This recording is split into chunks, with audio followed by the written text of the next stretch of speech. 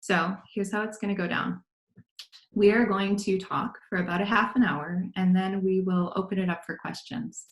So many of you have actually already submitted amazing questions, and we worked to integrate some of those into our conversation as we could. You can also add additional questions to the Q&A function. And please share your name and where you're writing from. And if you're comfortable, a little bit about some reference to maybe your professional title or your area of expertise, the context from which you are asking your question, if you would like. And our event moderator will pass them on to me. So on that note, let's get started. Teddie, I am hoping you'd be willing to kick us off here. Planetary health is, of course, just one of several frameworks or lenses that has emerged in recent years that emphasize this interdependence of human, animal, and natural systems. Some people listening might be familiar with the One Health perspective or ecosystem health. Some of us, I'm sure, are coming to this fresh. Welcome to you as well. So ground us in some facts, some background here. Tell us a little bit about what is planetary health. Sure, Julie, thank you so much. And back at you as far as being one of my personal heroes at the university. I want to, before I answer your question, acknowledge my dear colleagues, students, and people across the nation that are on the front lines of working with COVID. I've heard your stories, I know your concerns, I know your fears, but I also know your fierce passion for quality and equitable care. Mm-hmm. And that is planetary health. That is how we will move forward, is recognizing the worth and value of every single being that is on this planet. So I acknowledge you today and thank you for your service, not just in the United States, but across the globe.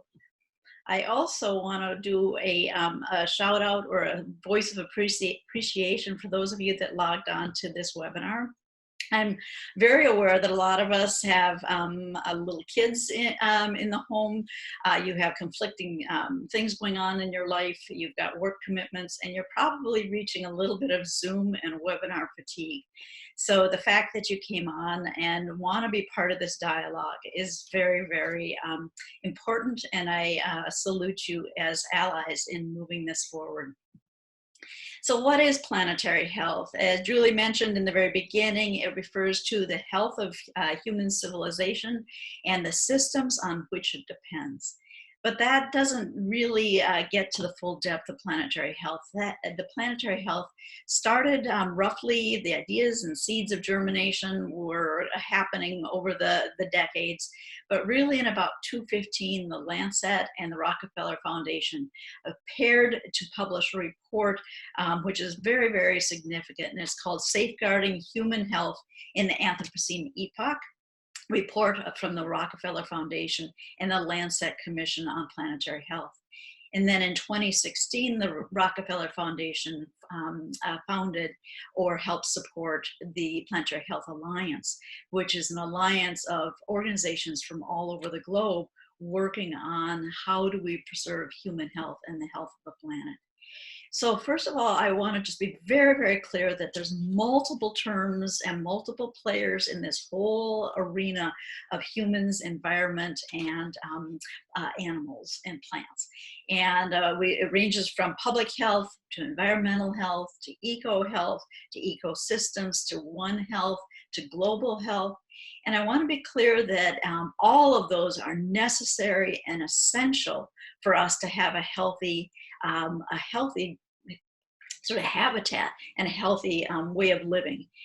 Planetary health opens the umbrella a little bit. So an inclusion of human health, plant health, or environmental health, and animal health.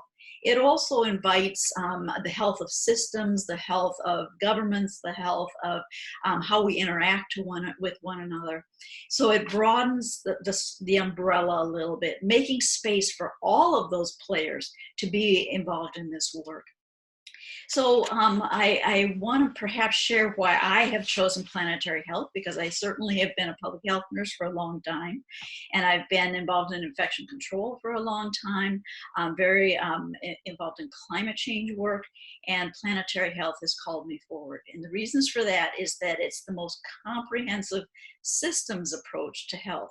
It really doesn't leave anyone out or any field out. It acknowledges the human cause of a lot of our threats to life on this planet. If we do not acknowledge that humans are causing these problems, then we will continue to try to repair the damage long after they've occurred. And as we're seeing with COVID, that is not a smart approach, and it's an approach that causes a lot of suffering. So we need to be addressing these problems, predicting these problems, being aware of these intersections long before we see the symptoms arise.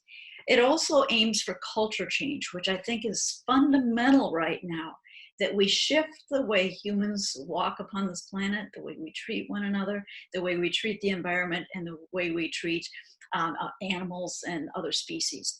This cannot go on. So Planetary Health holds what I think is a key to moving us forward to a healthy future. So I hear that it's this really big tent where all of these different forms of expertise and systems can, it sounds like the most complex of the complex to me, but that's also a really positive place to be, because we know in complex systems, the more you bring people in, the more you bring different forms of expertise, the more you can see the whole. Exactly. Yeah. So I want to acknowledge that to me still sounds pretty abstract. So I want to follow up with a question. How has you, Teddie in particular, you said Planetary Health has called you forward. Can you give an example of how embracing this perspective or lens has changed how you work? Sure. I think because COVID's on our mind right now, I would use that as sort of the frame for answering this question. And that is, in the past, when infection occurred, I might not be thinking as globally. I might not be paying attention that it's popping up in another part of the globe until it's right at our doorstep. I might not be paying attention to the intersection of destruction of our ecosystems, so that animals who were previously living in the wild very successfully and not encountering humans was not an issue.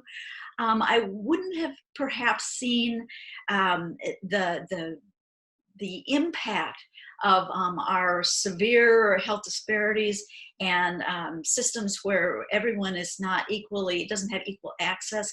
I might not have been listening as acutely to that. It was important to me, but I might not have seen how quickly things can tip. And now, because of Planetary Health, everything is connected. Everything is right in front of our face. That the way we, even our food, is produced is affected, the way our travel impacts things, the things we teach impact how we behave as a society, who gets cared for, who does not get cared for, who has access to equipment, who does not have access to equipment, who has testing access, who can't get tested. All of these things are such obvious signs of not understanding a systems-based approach to health.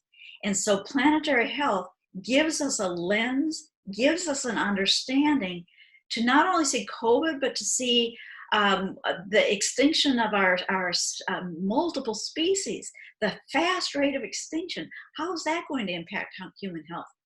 The rise of obviously climate change that's impacting production of food and food scarcity, and how that's causing mass migration and causing unstable political systems. All of this is deeply connected, and I just don't think I would have seen that in the past. Cathy, I want to bring you into this conversation because I know you bring a different perspective and set of expertise here. How has Planetary Health changed how you approach your work? Well, I think about this on actually the germ of this idea came to me in the early 90s. And when I didn't have the planetary health language or systems thinking language, but I was profoundly transformed early in my career when I spent about 10 years in the Phillips neighborhood in Minneapolis doing some community-based participatory research in lead poisoning. It was through really authentic collaboration with these community residents and really listening carefully to their stories that I realized that my training had given me this really reductionistic and very sort of linear way of thinking about the world. I thought about phenomena as having an independent variable and a dependent variable, and maybe there was like a moderator in there or something, but it was like this, it was like this cause effect kind of thing. And in science, we acknowledge that there are things that are happening that we can't or we aren't going to measure, and we make some assumptions about those things as happening randomly, and then we kind of chalk it up to noise and we kind of ignore it. And in this Phillips neighborhood lead poisoning work, when we talk to residents about we, the researchers, were talking to residents about maybe the findings we were gathering or some struggles we were having in our process. It was often the residents who had explanations based on their own lived experience that illustrated systems, that illustrated the interconnectedness of things that we as researchers just weren't seeing. And I often say that it kind of gave a face to the noise. So for example, when we started noticing that we had some missing data in our blood lead level tests in our data set, it was the residents who said, well, that kind of makes sense because parents are avoiding going to the doctor at 1 year of age because they know at that 12-month visit, they're going to get a lead test that's going to be reported to this project. And if that lead test comes back as elevated, they could ultimately end up becoming homeless because landlords would find some way to evict the family and then not have to deal with the code orders, even though that's illegal. So housing policy kind of wrapped up in environmental injustice was directly influencing the health behaviors of people in the neighborhood, very possibly the health outcomes of the children, and also indirectly affecting our research project. And that's when I had like this aha moment that I really first started thinking about the world as more like a spider web rather than this kind of linear thing, and realized that, when you jiggle a thread on one side of the web, it is going to do something to threads on the other side of the web, and that's all part of the system. And that's actually how the world works, not this sort of point A to point B sort of thing. That sounds a lot like what Teddie was sharing with the sharing that she wasn't sure if she would have seen all those threads in the web before using planetary health as a lens to approach her work. Right. And I started labeling it in other ways, ecological model or, something like that. But planetary health has given me, I think, a more constructive way of thinking about it now. Isn't it wonderful when something that's been sort of rising in all of us has a name and we can name it? It's very validating. I want to ask you both. We had a lot of questions in the sign up about people wondering, how can we use this perspective right now? How is it relevant to what's in front of us? And I certainly don't mean to suggest that planetary health was not relevant before, but I do think there is a kind of intensity right now. I don't know about all of you who are listening, but for me, this is a moment where I can see with astonishing clarity what matters and what doesn't, and what's useful and what's not. And talk to me about planetary health in this moment.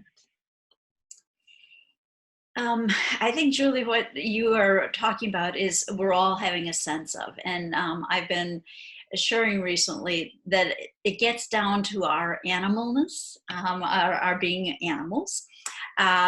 We perhaps override at times our instincts, our best instincts, sometimes to our peril, but we are beautifully equipped and tend to rely on habits. And so humans, no matter where we live in the globe, tend to be very, very habitual. I do acknowledge that the more privilege you have, oftentimes the more habits you have. If you have a choice of foods you want to purchase or eat, You might have habits around what you buy. If you're food challenged or even starving, you won't have a habit. You will eat or do what you need to survive. So I acknowledge that the more privilege you have, oftentimes the more habits you have. That being said, I think we're at a moment for those of us that have privilege to really, really examine the habits we had prior to COVID.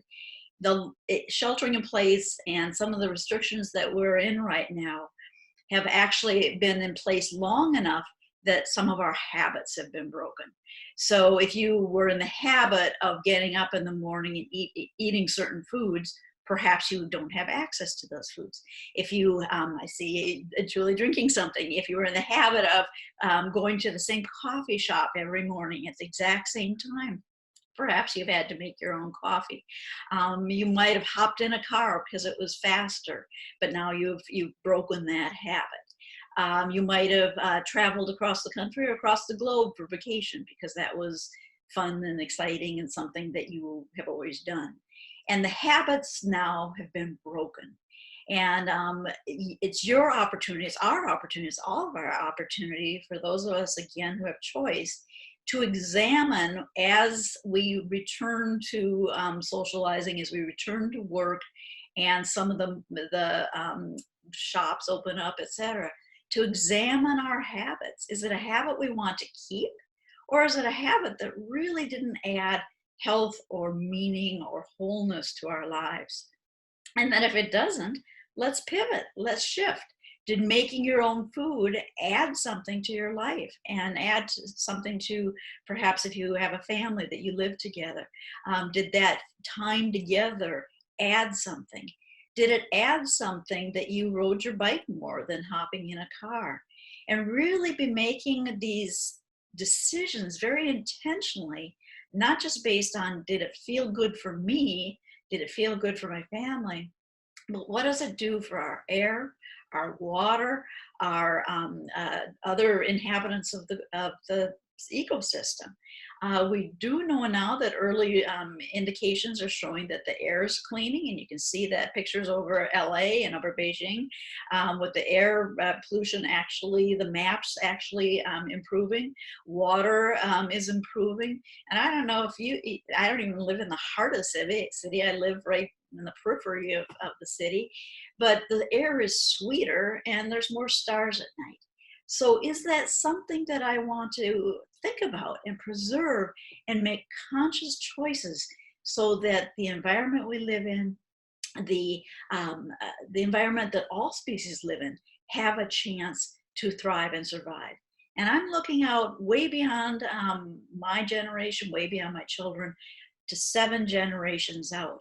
Can we start to make choices and decisions that preserve the health and wellness of 7 generations from now? So the time is now. Absolutely, the time is now to break the habits that really got us in a state of peril. And if you look at the Intergovernmental Panel on Climate Change report from 2018, roughly about 10 years to turn things around. So we now know if we don't turn things around, the health impacts are dire, absolutely dire. We've seen it and we know it. So what decisions are we going to make now? And it's up to us. Yeah. In my field, communications, those of you who don't know me, here I am, communications geek. I think of those as moments of receptivity, and they are these like precious moments where we might actually change or hear a message differently. And I think we have an obligation to make the most of that and to also use it with care and integrity. Teddie, you mentioned generations, and Cathy, that brings to mind for me your work. Of course, you are a pediatric neuropsychologist, and you have children in nature close to your heart. So I'm wondering if you could talk from your perspective a little bit about how planetary health can be relevant right now. Sure. And I'll get to that point in just a second. I want to start by saying that, you know, planetary health as a way of thinking, a lens, a way of making sense of the world this can become one's worldview. It can become a second nature way of analyzing and making sense of things. So all of us as professionals, whether we're in the arts or business or law or health, whatever, or when we're parenting, we're all decision makers in our professional and our personal lives and the lives of our families. We're also citizens, first and foremost, probably, that make decisions about how we want the world to be and who we want representing us and making decisions on our behalf. And I think having a systems thinking way of viewing the world and a planetary health way of thinking about the world, it inoculates you against thinking that there are magic bullet solutions, or it inoculates you against being sort of a one-issue voter, for example. And it makes you kind of lift up your head and look around, take off the blinders and see what else is going on around you and who's being affected similarly or differently and how those things might be connected. It simply, I think, makes us wiser about the issues that we're facing, their origins, the likelihood of success, for example, of a proposed policy or a candidate's position or a party platform, for example. So getting back to your point about my children and nature hat, you know, as someone who thinks about connecting people to nature and educating about sustainability across the lifespan, I think about this from a developmental standpoint. We don't get people who care about renewable energy or clean water and clean air or climate change if we don't have people who first care about the earth. And caring comes from having an emotional connectedness to nature. Once people feel that connection, then they're much more open to absorbing information about sustainability and to convert that knowledge into action through, for example, pro-environmental behaviors. So we have opportunities throughout the lifespan to create that connectedness, but there's just a really important time in childhood to make that connection through quality nature experiences like nature play, nature-based learning. We can then also introduce concepts of sustainability, and as children's cognitive capacities mature and they can handle things like understanding systems thinking and understand what an equity lens might be, we can instill that knowledge as well. That then builds a great foundation for developing into a person who, one, cares, knows how to understand the issues through a systems thinking way, and has a model for action through planetary health. And I think this connects to Teddie's point about habits, because we can start getting children and young people and young adults thinking very intentionally about the habits that they do want to adopt and the ones they want to shed, having an understanding through planetary health of the phenomena that, you know, their habits might be about. I love that you said that it makes us wiser and that it inoculates us against thinking there are magic bullet solutions. And in my head, I'm just sort of bouncing back and forth here between like the intoxicating quality of believing that there's a magic bullet, that something will happen that will fix this, and that counterbalance mindset of something on that side of the scale that says, no, it's not going to be that simple. We have to see all of these pieces. And that, to me, that's where this idea of like complexity is hope really comes alive for me, that it can lean us toward building something more resilient and more inclusive and stronger overall. I think that's super important. And I think sometimes when people get maybe a little overwhelmed by complexity, they maybe get a little cynical, kind of like, yes, but, there's all these other things, and there is no hope. But I think when you have a planetary health lens, it provides a meaning-making mechanism for making sense of that complexity, which actually does give you hope, because you can begin to see some paths forward. Yes, exactly. Complexity without a tool to see into it or a lens to make sense of it. That's a negative emotion. That's, you know, what do we do as people? That avoidance, fear, not thinking about it, playing video games. Not that I've done that for the first time in 15 years. We all have our vices, Julie. On that note, I can't believe I just publicly shared that. We have about maybe like 5 or 8, maybe 10 minutes left, and I really want to get to some audience questions. But first, I want to talk about what are these principles we keep referring to. And I think we have a slide here. If Kim, oh, there it is, magic. So these are the principles, the cross-cutting principles of planetary health. And of course, they are interconnected. We really can't pick just 1 or 2 or 3 of them, but that's what we're going to do. We're going to go rogue because we want to get to people's questions. And I would love to hear Cathy and Teddie. Let's start with systems thinking and transdisciplinary collaboration, because we've talked about systems thinking a lot here. Teddie, could you take this one? Could you tell me a little bit, what is this principle and what can it teach us in this moment? Absolutely. I love all 12 of these. So Julie could have said, let's start here, and we would have been content at starting there. I do want to acknowledge that the very first one is a planetary health lens, which helps us understand that it's a worldview or a way that you approach your life, the way you approach you walk through your career, the way you have a family, the way you interact with friends and colleagues, that shapes everything. So it's more than do these 4 steps and you'll be fine. It really engenders or supports a way of being. And out of our beingness becomes behaviors that support planetary health. So I want to get it out away from our traditional way of thinking, which is as long as my brain understands this, I'll do everything right, and bring it into heart and hands and brain, and that we need to feel this. We need to embody it and feel the ethics and the value of supporting the health of the planet, the entire planet and all its species and the air, the water, the elements.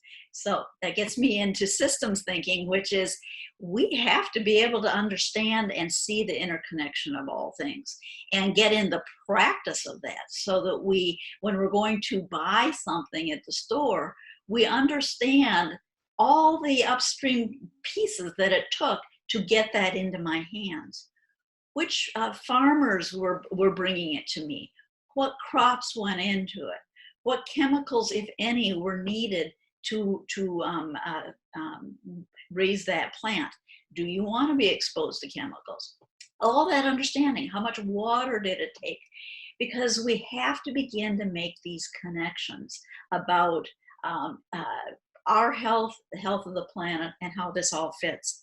So systems thinking, what I would love to see is that I would love to see it be a core course. It sounds like, thanks to people like Cathy, the children are being brought up with some experience of the systems thinking.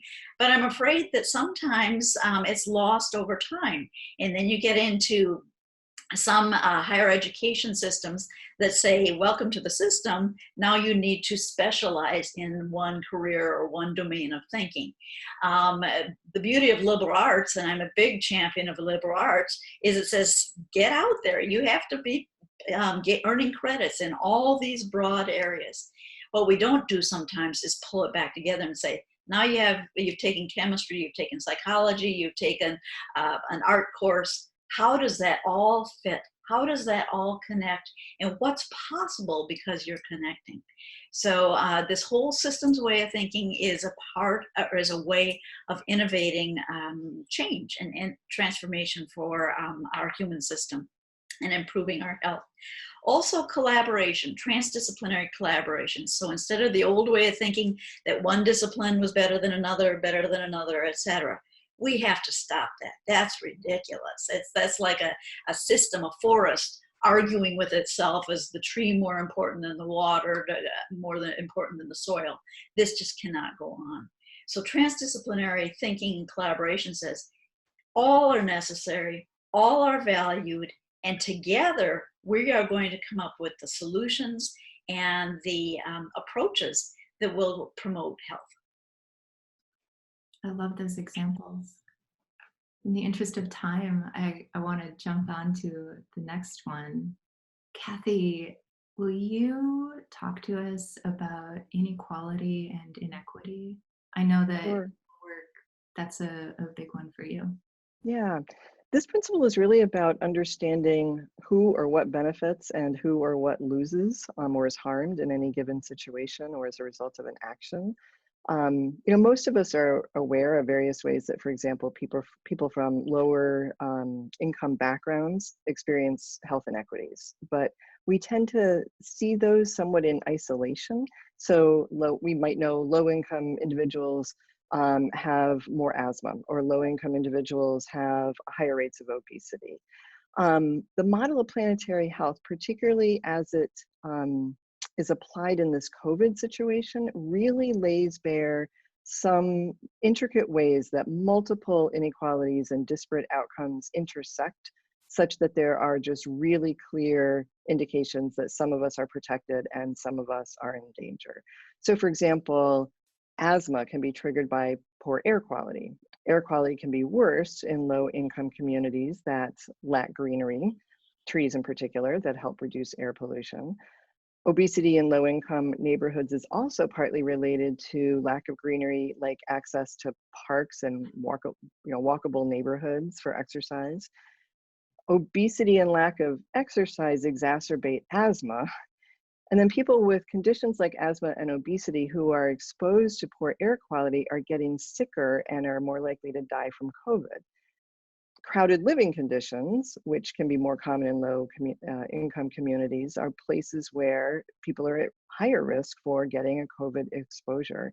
So we see that living conditions, quality of the natural environment, air quality, chronic health issues, risk of getting COVID, risk of dying from COVID are really intimately connected in ways where there are clear winners and losers. From my examples, you can see that I'm embedding this idea of equity and inequality in systems thinking, which of course we just talked about as one of the cross-cutting principles, is not independent of all of the others. All of these things are connected. I think that's a really great example because, following the media coverage of COVID and what's happening in our healthcare system, there was an early wave of stories about the painful decisions that hospitals and frontline medical professionals were making about who received treatment. And then there was this gap before the conversation shifted to, we can't make decisions based on how people are coming in the door because there's bias and inequity built into where people are coming from with respect to these decisions. And so this planetary health perspective maybe would zip up that connection point in my dream world to bring that piece of the conversation and systems thinking closer, faster. I wonder if we have so many good questions coming in. Let's do one more. Let's go all the way to number 12 to wrap this up. Teddie, will you talk to us a little bit about historical and current global values? Certainly. I think a very important part of planetary health recognizes that we have not had the complete knowledge at the table. We have excluded people, which fits in with the bias and the inequality and equity. But we have had missing pieces of information, particularly indigenous communities who have long lived very much according to planetary health value system. And yet their knowledge has often been not considered, has not been invited, and they have not been allowed to lead science in particular or healthcare in particular. So it's really saying, understand these historical contexts of exclusion of people, and that has gotten us in a big part of our problems of not seeing how the system works. If you exclude part of the system, you're operating according to flawed assumptions. You're making decisions based on partial knowledge. And so it's saying we can't continue to go back there. We need to move forward and be always asking, looking around and saying, who's missing from the table? Who's not here? Where are there power differentials? How can we dismantle some of those structures that give voice to the same old people and marginalize or keep quiet other people? Can we challenge those? So it's looking at historical patterns of domination, historical patterns of oppression, racism, etc., to say, this cannot go on. You cannot have a healthy system when that persists. So that's part of the principles I'm thinking. Fantastic. I want to turn to some listener questions now. And I'm trying to decide which deep end to dive into here, because these are some fantastic questions. Let's start with this one. One of our listeners is wondering, we talked about in this conversation sort of this idea of complexity and having a lens. Cathy, you mentioned becoming wiser, inoculating us against sort of magic bullet decisions or fantasies. And one listener is asking, how do we convey that complexity is cause for hope to policymakers or the general public? It strikes me that we're basically saying to people, come on over here, make everything much more complicated, it's great. Well, Julie, I think that's in fact exactly what we're saying, in that if we do not build the alternative path or acknowledge the alternative path, people will continue to work the well-worn path that they know. So those of us who begin to have a sense of, oh, I get it. This is the way forward. We need to be working to build that path and not have it look like, oh, now you're going to have to suffer a lot to move over, to make shift. It's actually a healthier path with more vibrancy and meaning and equity and all people being able to reach their full potential. All people being able to be educated and be able to pursue their interests. So it's pulling people over, but we have to be working to build it. As far as policymakers, I want to be very clear that transitioning to planetary health starts with every single one of us here first. I need to look at the decisions I make. I need to look at the habits that I have, the things that I do, before I start really poking at somebody else. Not that we can't be involved in policy work. Policy work is very, very important, but we also have to be making sure that we're looking at ourselves as well. Cathy, do you have anything to add? I might just add that there's a role for communications here, where I think that the more that we can bring these concepts really down to earth for people, where they understand it in the simplest way, so to speak, in their own lives, that they are part of systems, that's gonna help people develop this idea of like training their brain to have this as a lens. And there are ways that this can be taught in school, from children on up to undergrad and graduate school. There could be community education around this or policy education around this. But just really concrete things can be helpful. There's an exercise that is used in teaching about systems thinking, for example, that lists a variety of things like, is a bowl of fruit a system? Is a kitchen a system? Is this a system or that a system? And the mistakes you make in judging those really open up your eyes. Like most people would say a bowl of fruit is not a system, but actually it is, because there's some really cool kind of chemical stuff happening between the fruits that's causing one to ripen more than the other, or that sort of thing. And so if you can wrap your brain around something like that might be in your kitchen right now, you can train yourself to think about these more complex systems more easily. I had not heard that. You could do that in an office as well. You could say, if you decide you're all moving forward in this direction, What's this connected to? How's that connected to? If we use this, what's going to happen? What's an unintended consequence that we might not be seeing? There's certain industries that think this way all the time. The design field thinks this way. A lot of businesses think this way. We just have not done a particularly good job in healthcare, and sometimes certainly in policy, looking at how these things connect. But we can start to ask each other, how's it connected? How's it connected? What's being missed? What don't we see? In organizational communication, those nodes of information flow and the ability of anybody inside of an organization to know where to route information or how to get something done, that's one of the biggest indicators of if an organization will thrive. So here's a different question. I'm really intrigued by this. Somebody asks, can planetary health survive without empathy? Ah, what a great question. That is a great question. I think about this in two ways. I think there's a cognitive way of thinking about empathy, and there's an emotional way of thinking about empathy. You know, if you can cognitively put yourself in someone else's shoes and understand intellectually the perspective that they come from, that's a form of empathy. And I would say that's a little bit more on the cognitive side.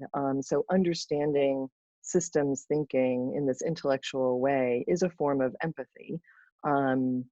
But I think that without the emotional piece, maybe it's about motivation. Like you almost need to have that emotional piece or that emotional way of thinking about empathy to want to dive in to understand the diverse perspectives.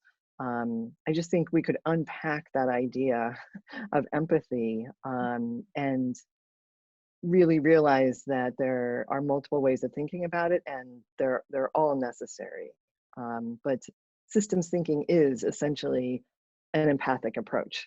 So the short answer is no. I don't think you can't have planetary health survive without empathy.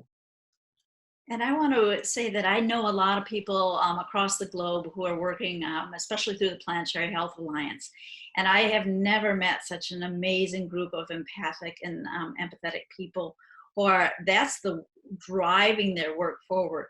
So you can think of systems in terms of a machine, cogs, gadgets, levers, etc.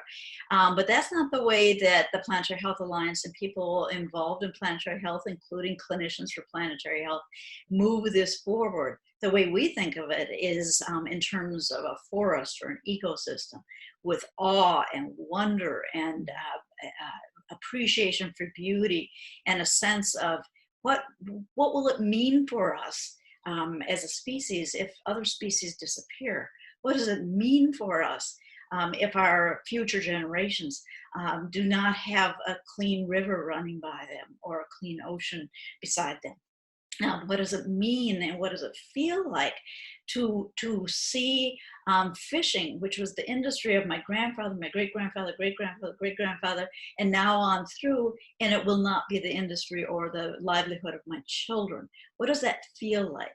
So this whole movement is being driven by empathy. And I would say that does link into principle number one, which is a planetary health lens, is empathy is key.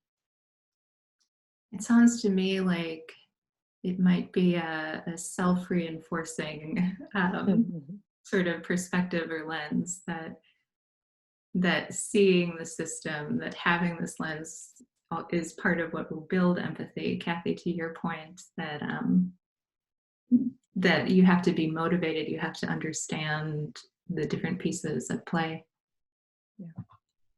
I want to ask another question.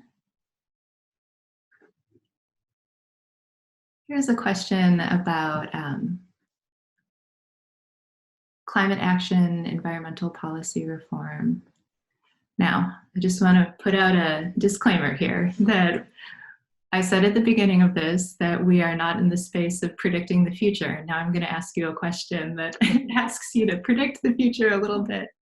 But this person is asking, do you think COVID-19 will be a catalyst for needed environmental policy reform and maybe shift in priorities? Or I think the big unknown, will there be some sort of regression, a return to things going back to normal once more pieces of our former lives come back? It's up to us. I don't think it's a given. It's totally up to us. Are we going to use this to transform us? Or are we going to use this to entrench, go back to old ways, become fearful? It really is up to us. I am tremendously hopeful that this holds immense transformative possibility.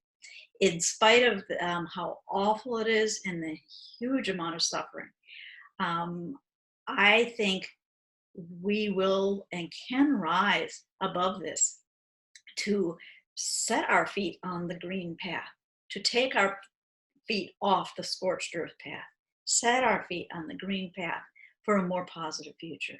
I believe in humans to be able to do that, but it is up to us.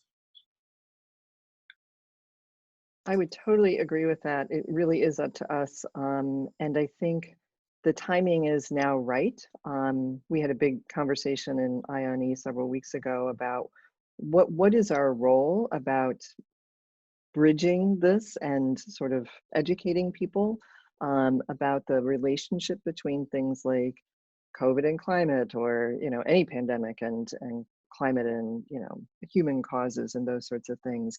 And when's the right time to pull us out of the it's an emergency, everything needs to be directed towards just the COVID topic. So without having an insensitive ear, I think it really is important for all of us who understand that these things are connected, and also give us an opportunity to think about how to move out of where we are now to more wise understanding and decision making in the future. We need to really start talking about that and putting some pressure on folks to take that view. I have said before that to not change and to put our nurses and physicians and other healthcare workers on the line time and time again because we refuse to change is not only unkind, it is so wrong. It is so wrong that those of us who perhaps are not on the front line right now are also the ones that can start to build the new path. We can start to work on this, that we do not have to see wave after wave after wave of suffering because of the actions we've taken. So this is a moment of compassion, as somebody asked, deep empathy, to say enough is enough. How many warnings do we need? How many shots across the bow do we need? This is enough. And we are going to make the changes that are necessary. I think we have time for one last question here. This has gone really fast, and I want to pre-thank you guys, and also everybody who shared amazing questions with us for this conversation. So to wrap us up here, I am curious, could you speak to what is one step that we could all take today? I've heard that a couple of times during this conversation, that it's our choice. Cathy mentioned that this is not just a perspective for a particular fields. Teddie, you talked about it being a big tent. If I'm listening and I'm inspired, I am. What can I do to bring planetary health lens into my life? Maybe I'll go first, and I'll let Teddie have the last word on that. I'm thinking about the politics of this context. I'm thinking about election season is coming up. I think we need to, starting with us as individuals, promote a massive shift in understanding of systems thinking and planetary health at all levels as we get closer to this election season, and really demand planetary health and systems thinking. I would call it almost like systems literacy of our candidates and our elected officials. Let it be a litmus test. If someone can articulate how their actions or policies sit inside that complex system, what and who else is going to be affected, and what the long-term consequences are, they're probably going to make better decisions and lead us toward a more sustainable future than someone who views issues in an isolated or siloed way and with only a short-term horizon. And I'm going to lean in, because if you were sitting across from me drinking a cup of tea, I would want you to know that you are absolutely necessary to the future we're creating. That you don't have to be a healthcare provider or an educator or somebody in communications. Whatever passion you have and talents and skills you have are necessary to building the future that will serve all of us well. So what do you need to do? You need to be the best you can be. You need to be fully awake. Go outside today if you're able to, and just notice that you're a part of this incredible system. What's around you? What are the sounds? What are the sights? What are the smells? What little critters cross your path? It's in Minnesota, we're not quite seeing lots of insects yet. We will be. It won't be long. But who is part of our system? Who's here? How do my actions impact? And what can I do to contribute? What can I do to start to build understanding that this is an incredibly wonderful planet that we're part of, that we're members of, and how can we be better members? And again, no matter who you are needed to renew and cherish and celebrate the health of our planet.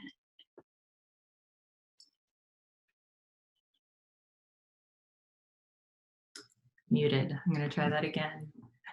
Thank you, Cathy, and thank you, Teddie, and thank you to everybody who shared questions. We got to as many of them as we could. That's it. That's a wrap. I want to thank everybody again who joined us. We are grateful for your participation, and we hope to stay connected.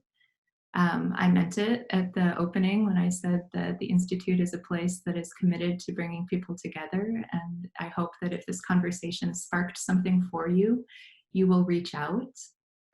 Our next conversation is coming up on May 18th, and we are going to be talking about something that Teddie referenced actually during this talk: biodiversity loss and wildlife, preventing the next pandemic, and that human, animal, and people health connectedness.